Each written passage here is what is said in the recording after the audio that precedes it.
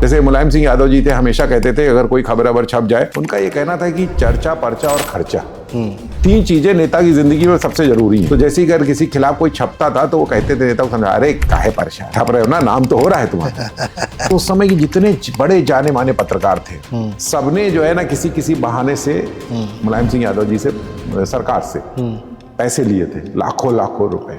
अच्छा। किसी ने 50 लाख, किसी ने 60 लाख, किसी ने 40 लाख, किसी ने 30 लाख। पत्रकारों ने, बड़े एडिटर्स, बड़े लोग, बड़े कहे जाने वाले पत्रकार। ये बात सही है कि अखिलेश यादव जब बने तो उन्होंने डीपी यादव का टिकट काटा। उन्होंने कई अपराधीकरण के खिलाफ, मुलायम सिंह जी की जो अपराध को लेकर छवि थी वो अखिलेश ने उसको धोने की कोशिश की। जैसे मुलायम सिंह यादव जी थे, हमेशा कहते थे अगर कोई खबर अबर छप जाए तो वो थोड़ा सा ज्यादा मतलब बांधते थे, कभी कोई ऐसी चीजों बुरा मानते भी होंगे। उन्होंने अखबारों के खिलाफ हल्ला बोल और ये सब भी कराया था, लेकिन उनका ये कहना था कि चर्चा, पर्चा और खर्चा, तीन चीजें नेता की जिंदगी में सबसे जरूरी हैं। एक तो उसका चर्चा होती रहनी चाहिए, अखबारों में पर्चा मतलब छपता रहना चाहिए, और खर्चा चलना चाहिए। तो जैसे ही अगर किसी खिलाफ कोई छपता था तो वो कहते थे नेता को, समझा अरे काहे परेशान छप रहे हो ना, नाम तो हो रहा है तुम्हारा। तो मेरे ख्याल से एक ये भी चीज होती है कि जैसे नेगेटिव पब्लिसिटी भी जो होती है, कई बार जो बाहुबली होते हैं या इस टाइप के लोग होते हैं, वो उसको बुरा इसलिए भी नहीं मानते कि चलो नाम तो छप रहा है। हाँ, ठीक बात है। वो खैर वो भी एक दौर था, में भी ऐसा भी होता होगा। सर, नेताजी की आपने बात की है, मैं आप माफियाओं पर दोबारा आ जाऊंगा, लेकिन उनकी बात छिड़ी है तो मैं उन पर सवाल है। नेताजी मुलायम सिंह यादव किस स्वभाव के नेता थे? क्योंकि 2007 में जब वो हम लोग पत्रकारिता की शुरुआत कर रहे थे, राजभवन के बाहर खड़े थे, इस्तीफा देकर बाहर आए, तो मुझे याद आता है कि वो अपनी गाड़ी से उतरे, मीडिया वालों से बात किए, घूम घूम के सबने घेर रखा था, आज भी मुझे याद है। लेकिन आज के दौर में वो, आज के जो नेता हैं वो ये काम नहीं करते हैं। माइक देखते हैं, साइड से निकल जाएंगे, लेकिन वो उतरे इस्तीफा देकर। आपने जो कवर किया, आपने क्या महसूस किया नेताजी मुलायम सिंह को लेकर? देखिए, मुलायम सिंह जी ने जो उत्तर प्रदेश की जो सिर्फ राजनीति को ही नहीं बदला, उन्होंने यहाँ की ब्यूरोक्रेसी को, यहाँ की जुडिशरी को, यहाँ की पत्रकारिता को, सबको बदल दिया। मतलब वो जो दौर था ना, मैं जब आया तो मुलायम सिंह जी ताकत पे थे, सबसे ताकतवर नेताओं में से थे जी। 2 जून 1995 था शायद, जब मायावती जी के साथ इनका टाइप था। और उस समय काशीराम जी और मायावती जी बाहर से सपोर्ट कर रहे थे जी, और मुलायम सिंह जी मुख्यमंत्री थे। तो दोनों के बीच में काफी तनातनी थी, और कई ऐसी चीजें सरकार चलाने में होती हैं जो इनको पसंद होती है, उनको नहीं पसंद होती है। जबकि काशीराम जी और मायावती जी को लग रहा था कि सरकार वो चला रहे हैं तो उनकी मर्जी से होनी चाहिए। तो मुझे याद है कि जिस दिन 2 जून 95 की घटना हुई, उससे 1-2 दिन पहले काशीराम जी ने इनको बुलाया। मुलायम सिंह चीफ मिनिस्टर थे, वो गए और अपने एक खास फोटो जर्नलिस्ट और जर्नलिस्ट को भी बुलाया, वो भी वहीं थे, और ये खुद लुंगी पहने बैठे हुए थे।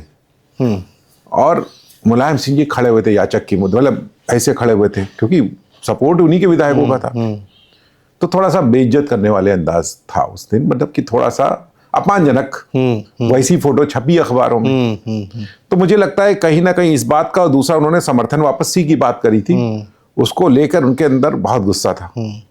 और वो गुस्सा एक राजनीतिक गुस्सा होता है, लेकिन वो थोड़ा सा, और उनके साथ जो एलिमेंट थे उस समय, काफी लोग ऐसे थे जिनकी क्रिमिनल बैकग्राउंड थी। तो वही बाहुबली वाला जो एक अप्रोच होता है, सारे विधायकों को उठा के डालना और वहां पे गेस्ट हाउस में से निकालना, अपने सपोर्ट में मारपीट, और ये सब बहुत कुछ पता ही होगा आपको। 2 जून 95 की जो घटना थी, जो इस देश की राजनीति का एक काला अध्याय है। काला अध्याय।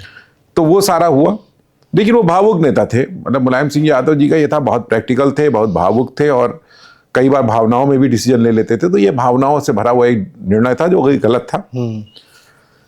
उसके अलावा भी मैंने उनको देखा, आपको लोगों को पता होगा कि नहीं पता होगा कि कई ऑडियो कैसेट्स आए थे बीच में जी, जिसमें अमर सिंह जी की कुछ जुडिशियल लोगों से बात थी, कुछ पत्रकारों से बात थी, कुछ लोगों का जिक्र था, बड़े अधिकारियों का, जजेस का, इन सब का। जी। तो उससे बड़ा मतलब उससे लोगों की धारणाएं टूट गई कि अच्छा क्या बड़े लेवल पे पत्रकार ऐसा करते हैं, या बड़े लेवल पे जजेस ऐसा करते हैं, या ब्यूरोक्रेट्स ऐसा करते हैं।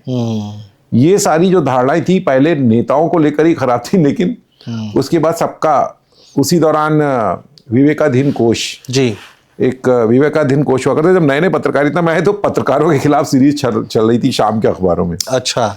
तो उस समय के जितने बड़े जाने माने पत्रकार थे सबने जो है ना किसी किसी बहाने से मुलायम सिंह यादव जी से, सरकार से पैसे लिए थे, लाखों लाखों रुपए। अच्छा। तो सारे पत्रकारों की एक सीरीज चल रही थी, तो हम मतलब उस समय मतलब मुझे लग रहा था कहाँ आ गए हैं ये।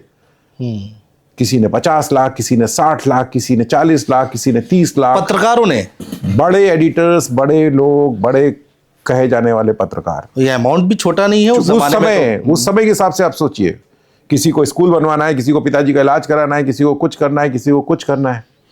तो संस्थाओं की बर्बादी मैंने देखी, जर्नलिज्म की देखी, जुडिशरी पे उठते हुए सवाल देखे। फिर जैसे अभी डिसीजन ले रहे हैं, बाद में उनको पद दे दिया गया, कोई रिटायर हुए लोगों को पद दे दिए गए, रिटायर हुए उनको किसी को कुछ बना दिया गया, किसी को कुछ बना दिया गया कि आप मेरे पक्ष में काम करो, हम आपको देख लेंगे। तो जो अलग अलग जो पिलर्स हैं डेमोक्रेसी के, उनको खराब होते हुए मैंने इन 32 सालों में देखा कि जिसका जो काम था वो काम छोड़कर कुछ और करने में लगा हुआ था। सर, बीच में जिक्र आया गेस्ट हाउस कांड का, उसमें अतीक अहमद का बड़ा नाम उछला। क्या रोल था उस समय अतीक अहमद का उस कांड में? अतीक ही नहीं, और भी थे।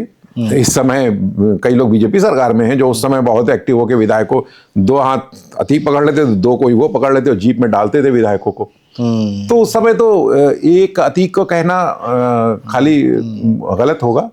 काफी लोग थे उस समय, उनका नाम लेना ठीक नहीं है, क्योंकि जिनको लड़ाई लड़नी थी उन्होंने कोर्ट में लड़ाई नहीं लड़ी, तो मैं नाम लेके क्यों अपने आप को वो करूं? ठीक बात है। मैं सबको जानता हूं।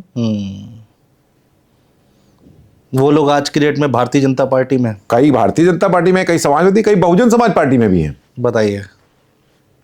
उसके बाद आए, मंत्री बने, जबकि उस समय वो इस तरह का राजनीति बड़ी अजीब चीज होती है। राजनीति में मैंने देखा कि कैसे लोग, भाई बाद में तो समाजवादी पार्टी और बहुजन समाजवादी पार्टी मिलकर चुनाव भी लड़े 2019 का। हाँ बिल्कुल।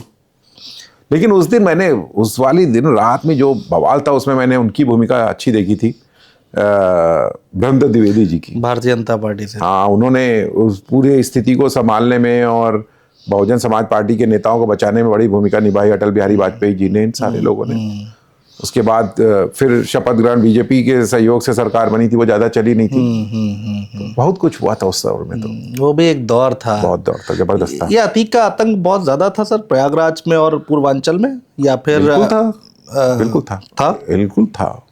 इलाहाबाद में तो मतलब ये तक कहा जाता था कि बड़े बड़े जजेस की गाड़ियां बाद में गुजरती थी, पहले इनकी गाड़ी को रास्ता मिल जाता था।